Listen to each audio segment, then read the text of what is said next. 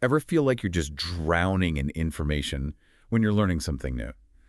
Like you're putting in so much effort, but not really getting the results you want?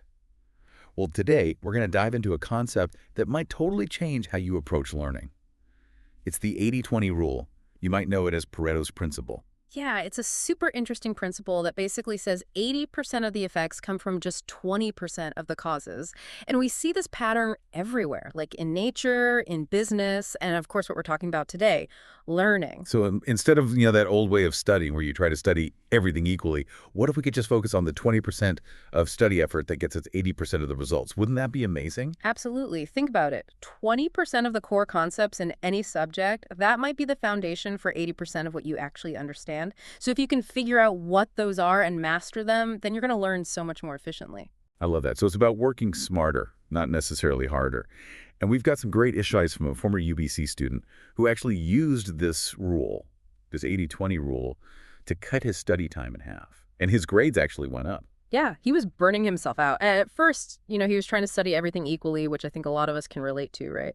But he realized that the 80-20 rule could help him really pinpoint the most effective study tactics and the most important material that would probably be on exams. That makes a lot of sense. So how did he actually put this into practice? Did he just magically know what that crucial 20% was? Well, it's not magic, but it does require you to think a little differently. He started by paying attention to what his professors emphasized in class. Like, how long would they spend on a certain topic? Would they say things like, this is the type of question you'll see on the exam? So it's almost like the professors themselves were using the 80-20 rule, even if they didn't realize it when they were making their test. Exactly. They have time limits too, right? Mhm. So they focus on the most important concepts naturally.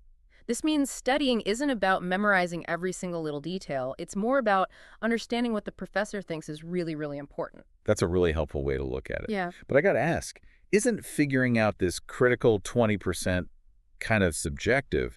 How can students be sure they're focusing on the right stuff? Yeah, that's a really good question. And this is where it gets really interesting, I think. It's not just about what the professor's emphasizing.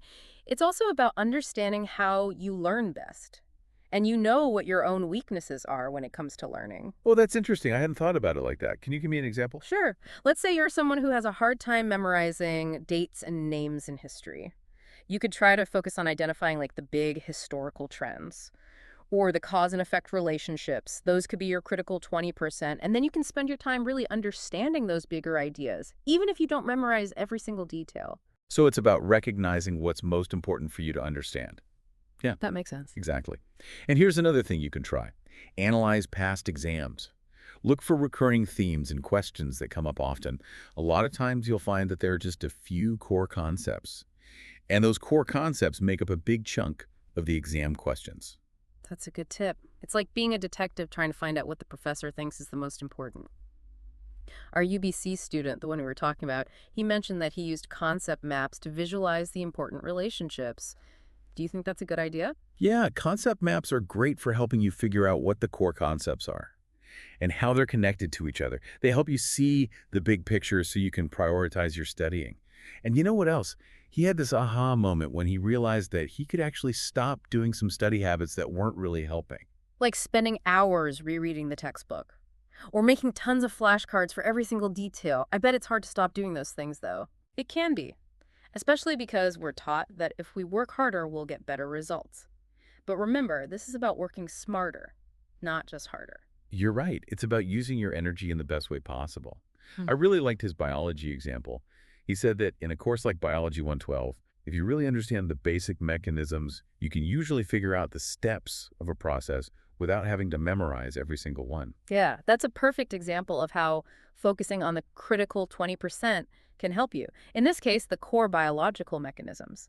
And it can actually save you time in the long run. And that deeper understanding is really what helps you use what you know in new situations and solve problems that you haven't seen before.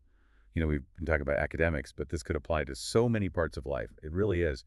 It's amazing how this pops up everywhere. Like maybe it's about figuring out which 20% of your tasks at work are actually driving 80% of your results, or like which 20% of your relationships bring you 80% of your joy.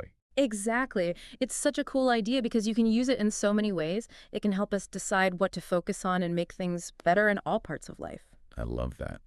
So as we wrap up our deep dive today into the 80-20 rule, here's something to think about. Where else in your life could this principle make a real difference for you? What are those few really important things that could lead to the biggest changes? Maybe it's how you work out, how you manage your time, or even just how you organize your stuff at home.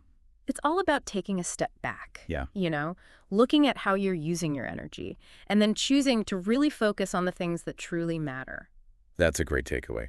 Thanks for joining us for this deep dive into the 80-20 rule.